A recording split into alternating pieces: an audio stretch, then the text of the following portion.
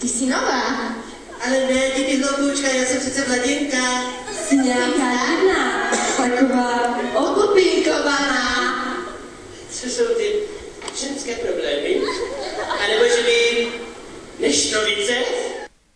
Bylo to tady super, musím pochválit pana Lenča, ten byl úplně naprosto úžasný. Organizace byla úplně skvělá. Ale mohla být více svačinek. A obědu, a lepšího. Všeho. A víc kuřečního masa. Áno, presne, tak súhlasím. Příležitost vám ani poblahopřát, takže ještě jednou.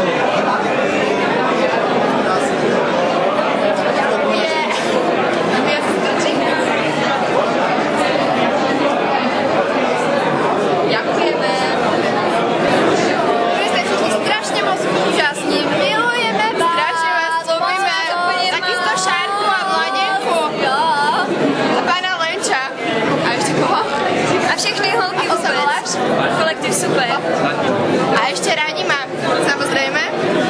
A všechny Šárku. Na tom podílali. A Šárku, na to nesmieme zapomenout. Nesmieme niekoho zapomenout. A tu pani učiteľku v tom zobe. Nojvirtovu. A pani profesorku Nojvirtovu. A ešte všetky vizažistky. Kadeřnice. A Pavla Bauera. Aby sme nezabudli. Ahoj, já tady mám dneska sebou Lenču. Tak vlastně, aby se neděsil, až to volá Lenčo. Lenčo volá Lenčo. Milý pane Lenčo. A Šárko. A všem, kteří se nás starají. Make-upisti. Kteří se nás starali. Pan Bauer.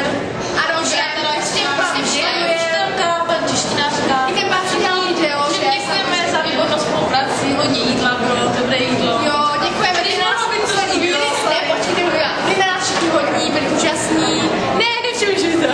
Děkujeme, jsem moc rádi, že jsme tady byli a že jsme se mohli zúčastnit. No a že to bylo strašně fajn. Velký zážitek. A jste skvělí. Konec.